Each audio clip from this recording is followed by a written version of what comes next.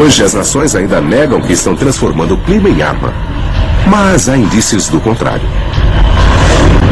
Este relatório da Força Aérea Americana ressalta o desejo dos militares de explorar e manipular o clima para ações em guerra até 2025. A justificativa para isso é que a melhor guerra seria aquela em que, se tivéssemos que lançar um ataque, ninguém saberia como começou. E é isso que a guerra climática oferece aos militares de todo o mundo. Daqui a 50 anos, a manipulação geofísica do planeta pode ser a melhor arma de guerra. Quando não houver mais bombas e balas, serão os terremotos e maremotos a manipulação dos sistemas meteorológicos. Esse será o futuro das guerras. Quando falamos em guerra climática, estamos falando de uma tecnologia mortal. Isso não tem nada a ver com a melhoria de vida. O objetivo da guerra climática é a destruição ambiental catastrófica e a terrível perda de vidas. No futuro, quem manipular o clima vai controlar a Terra. Este professor de táticas militares diz que negar faz parte do jogo. Afinal, nenhum governo se sentiria confortável em admitir que deu início a uma guerra climática. Coincidência ou não, em 92 os Estados Unidos começaram a construir este enorme complexo de antenas no Alasca, como parte do projeto conhecido como HAARP. A sigla em inglês quer dizer Programa de Investigação de Aurora Ativa de Alta Frequência. Um nome sofisticado para um projeto que começou na Força Aérea e na Marinha americanas. O complexo reúne 180 antenas de 22 metros de altura. Juntas, elas podem apontar para qualquer alvo no céu e emitir milhões de watts de baixíssima frequência, formando uma trilha na atmosfera. A intensa energia jogada no céu pelo HAARP poderia ser um dos fatores do aquecimento global e das mudanças climáticas. O cientista Nick Begic acusa o governo americano de sonegar informações e garante: as pesquisas do HAARP são utilizadas, sim, para provocar mudanças climáticas. Quando as ondas de baixa frequência atingem a camada mais alta da atmosfera, elas criam um espaço vazio e mudam a posição das áreas de umidade. O cientista simula o efeito do HAARP em laboratório.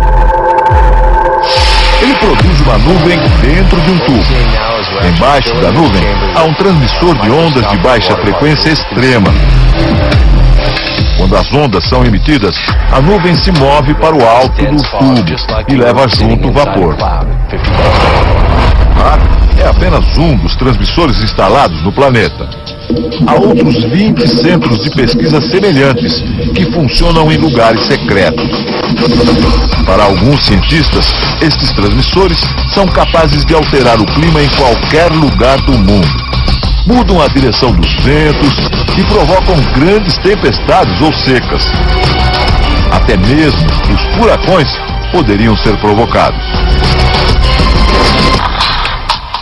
Em dezembro de 2001, cientistas da NASA, a Agência Espacial Americana, fizeram uma descoberta. Eles concluíram que vários terremotos aconteceram depois de mudanças climáticas radicais. Será que o HAARP tem alguma ligação com as duas coisas? O Dr. Brooks pesquisa terremotos. Ele trabalhava numa empresa de petróleo e gás e utilizava as mesmas ondas de baixíssima frequência do HAARP para suas pesquisas numa região do Pacífico. Sem querer, ele provocou um terremoto de cerca de 4,5 graus na escala Richter. O cientista mostra como o terremoto aconteceu nessa maquete do local. Um alto-falante produz sons muito graves e faz o solo tremer. Uma rocha que está no alto da coluna se desloca e acontece o terremoto.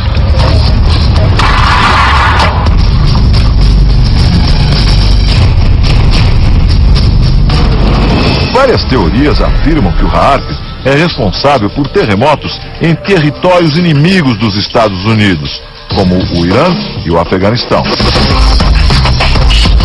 Alguns afirmam também que o HAARP está ligado a um estranho fenômeno que ocorre no céu. Nos últimos anos, estranhas formações de nuvens aparecem nos céus do mundo e continuam aparecendo. Parecem apenas jatos de fumaça deixados por aviões, só que eles permanecem no céu por muito mais tempo. Às vezes por algumas horas, às vezes por dias, e formam nuvens artificiais. Nuvens que alguns pesquisadores chamam de rastros químicos. Chemtrails are deliberately sprayed by high-flying. William Thomas é autor de um livro sobre o assunto. A teoria dele é que esses rastros químicos são utilizados em conjunto com o HAARP.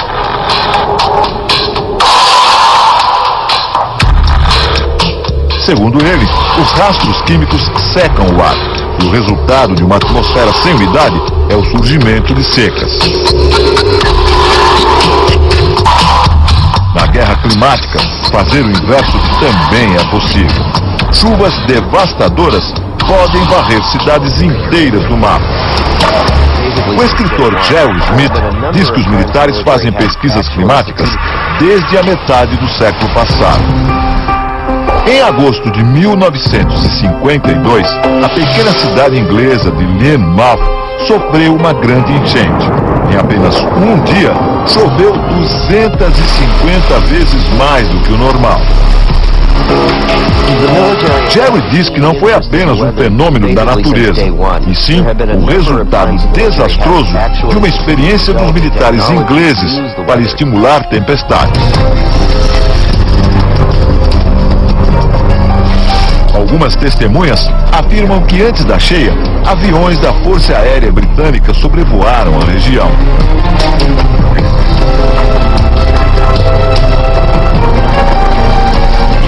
Nick Pope afirma que há relatos que os aviões faziam manobras estranhas e lançavam produtos químicos no ar, e que muitos documentos dessa operação desapareceram dos arquivos.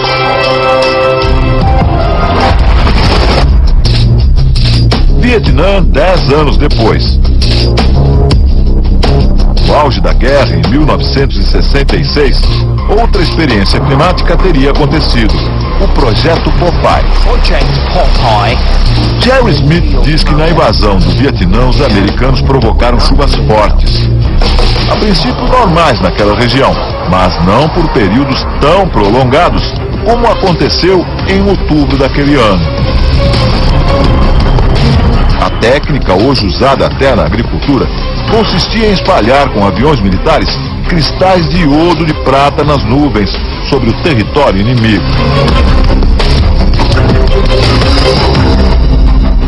15 dias a mais de chuva foram suficientes para o avanço das tropas americanas. Estradas desmoronaram, as passagens dos rios foram destruídas. E a resistência vietnamita ficou isolada e sem suprimentos. Um sucesso passageiro na guerra perdida do Vietnã, mas que demonstrou o poder da arma climática. Mas e os furacões? Há quem diga que também é possível produzir furacões com um objetivo militar. Muitas pessoas acreditam que o furacão Katrina foi um deles. Uma arma utilizada em sua potência máxima. 23 de agosto de 2005, o Serviço Nacional de Meteorologia dos Estados Unidos prevê uma chuva torrencial nas Bahamas. Uma tempestade desse tamanho raramente destrói casas e muito menos mata pessoas, mas isso mudaria em pouco tempo.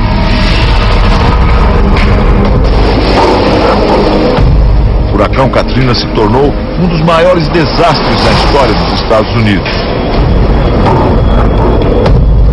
1.800 pessoas morreram e o governo gastou o equivalente a mais de 160 bilhões de reais para reconstruir a região.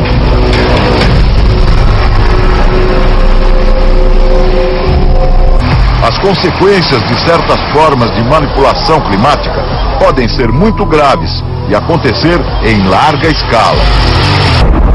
Apesar de muito polêmica, a ideia da manipulação climática se multiplica e ganha corpo até nos ambientes militares. A Força Aérea dos Estados Unidos admite que pretende ter armas climáticas para uso militar até 2025. O escritor Jerry Smith diz que as grandes potências, assim como em outras épocas, correm para dominar essas tecnologias. Ele exemplifica: uma guerra climática, o país que controlar a direção dos ventos poderia condenar outro a uma seca prolongada ou a uma nova era glacial. Sem exércitos, sem tanques ou bombas atômicas. Em lugar disso, raios destruidores. Chuvas torrenciais, terremotos e ondas gigantes. No futuro, quem controlar o clima será dono do planeta.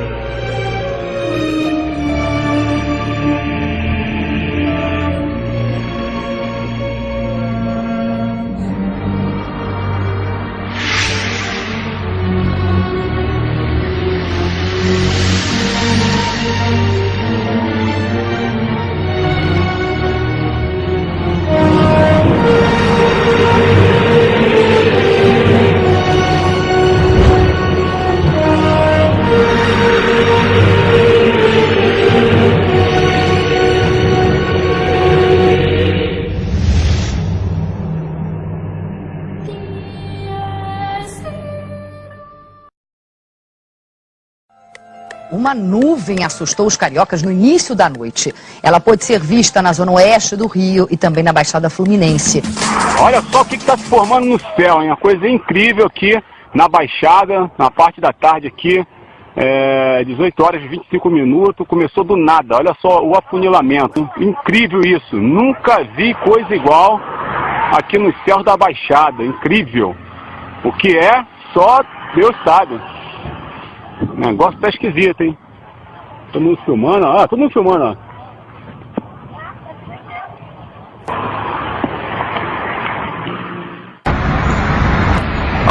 Que porra é essa aqui no Brasil, cara? Doido, olha a parada. Ah, dá pra ver mexer, ó, tá ficando maior, cara.